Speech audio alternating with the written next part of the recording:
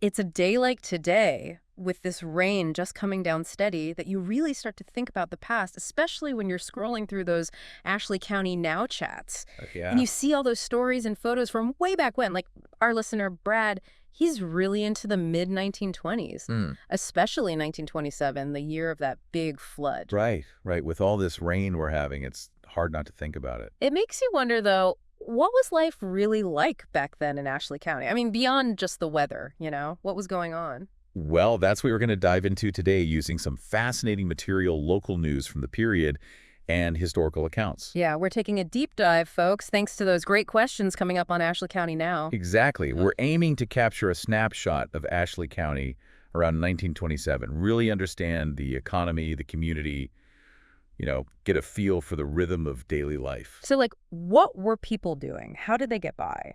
Right.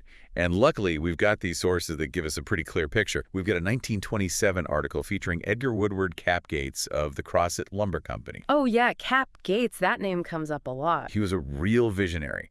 And then we'll also be pulling from this comprehensive history of Ashley County, really puts things into context. Sounds like we've got a lot to cover. So let's start with Cap Gates and the Crossett Lumber Company. Seems like that was a driving force back then. Oh, absolutely. I mean, his story alone is remarkable. This guy almost loses his sight in a mining accident. Wow. And he comes back to lead this major company with such foresight. I mean, you look at their approach to lumber, it wasn't just about cutting down trees. No, they were all about perpetual forestry, right? Exactly. That's about managing forests for continuous yield, like a long-term commitment to the land. Super progressive for the time. So they weren't just going to clear cut everything and move on. No, not at all. They wanted to ensure there were always trees to harvest. And it goes beyond just the trees, too. There's this great quote from Gates where he's talking to an agricultural expert he'd hired. He says, "I want you to be prosperous because I'm going to have cut-over land to sell someday, and I want customers who are able to buy it." So he was thinking ahead about what would happen after the logging. Exactly. He saw the big picture, knew the company's success depended on the prosperity of the folks who would eventually buy that land. It's about building a sustainable ecosystem, economically and environmentally. And I think that's what really sets them apart from those fly-by-night logging camps you hear about. Definitely. Gates envisioned Crossett as a lasting, diversified economy, more than just a sawmill town. And the county history really backs that up, right? Totally. His goal was to build a strong, thriving community.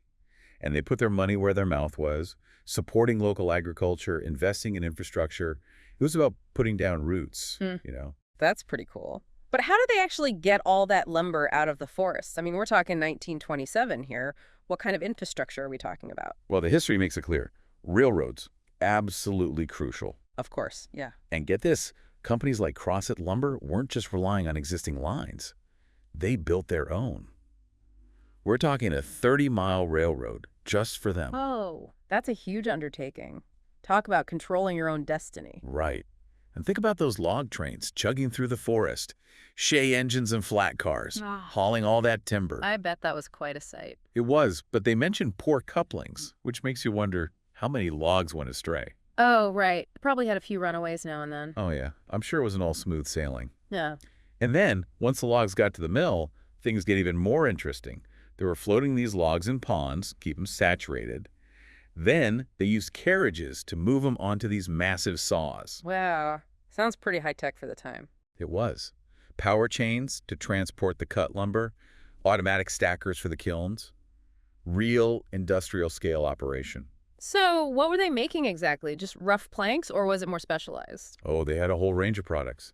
The standard building sizes we still use today, 4x8s, 2x4s, 12x12 timbers. That makes sense. Got to build houses and such. But they also made excellent flooring, knot-free moldings, and a lot of sleepers. Those are the wooden beams that support railroad tracks. Oh, right. So they were supplying their own infrastructure needs. Exactly. The lumber industry was really powering itself, and it wasn't just about the mills and the railroads. These logging camps were like little communities in themselves. Really? I always pictured them as pretty rough and temporary. Well, some were, but the bigger ones, especially those tied to companies like Crossett Lumber, they had a different vibe. YMCA buildings, schools, the whole works. Yeah, that's surprising. Yeah, they often had families living right there in the camps, even livestock.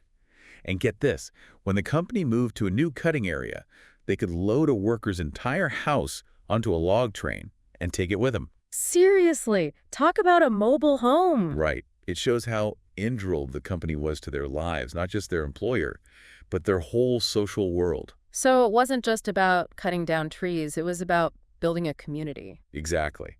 And that's evident when you look at the more established towns, like Crosset, the first school there, built by the lumber company. Really. They invested in education right from the start. Yep.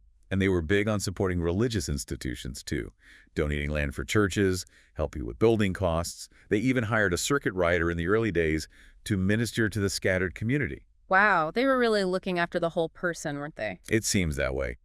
And they even got involved in finance, offering employees the chance to earn interest on savings deposited in their commissary. That's pretty innovative for the time. It was.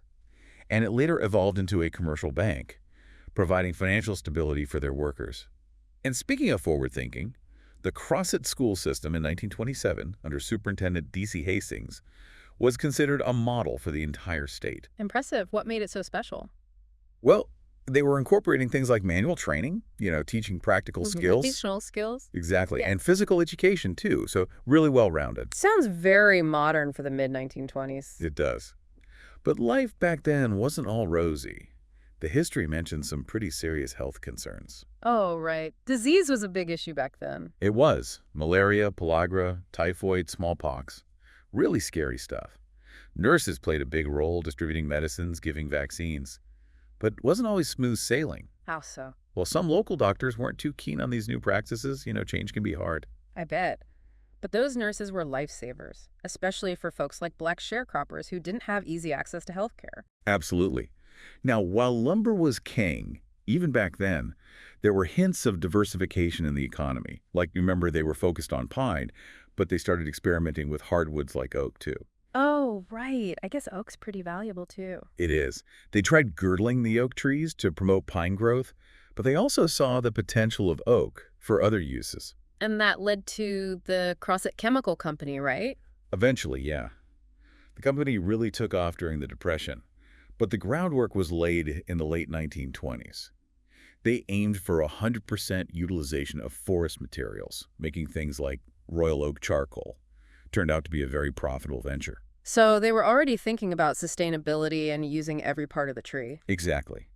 And even paper production, which Crosset became known for later on, was in its early experimental stages in the late 1920s. Wow, so many seeds of the future being planted back then. It's amazing, right? Now, to really grasp Ashley County in the mid-1920s, we got to zoom out a bit, look at the broader context. Right. What was the county like before all this lumber activity? Well, the history tells us about the early settlers, the Quapaw Native Americans who were there first. Oh, right. I'd forgotten about them. And then came the European settlers. Back then, the rivers, the Ouachita and the Marie Celeste, those were the main highways. Makes sense. Before the railroads came through. Exactly. People used flatboats to move goods, timber, everything really. Then came the steamboats, which were faster and could carry more. So transportation was constantly evolving. It was. But the railroads, those were the real game changers. Led to the growth of towns along the rail lines and connected Ashley County to the wider world. It's fascinating how transportation shapes everything, isn't it? Totally. And even something as basic as roads, they weren't paved like today. Really? What were they like? Well, in the early days, road maintenance was a community affair. You had overseers for specific stretches, and everyone had to pitch in and work on them. So like a community effort. Exactly. But with more and more cars on the road, they needed something more robust. So they started levying taxes specifically for road improvements. So from community effort to a more organized system, it's a sign of the times, I guess. It is. So as we wrap up our deep dive into Ashley County around 1927, what have we learned? Well, it's clear the Crosset Lumber Company played a huge role, not just in the economy, but in building a community. Definitely. They had this vision of sustainability, of creating a lasting, diverse economy, and they really put that into practice. And they took care of their people, too, supporting education, religion, even their finances. And it's fascinating to see how transportation evolved, from rivers to steamboats to railroads, really shaping the landscape. It makes you realize those folks back then were pretty innovative and resilient. They faced a lot of challenges, like those diseases we talked about. Absolutely. But they built a community, adapted to new technologies, and really laid the foundation for the Ashley County we know today. It's like those old photos and stories on Ashley County. Now they come to life when you understand the context. They do. It's a glimpse into the lives of people who lived in your community, facing their own unique set of circumstances just a century ago. It makes you wonder how much of what they built still shapes Ashley County today.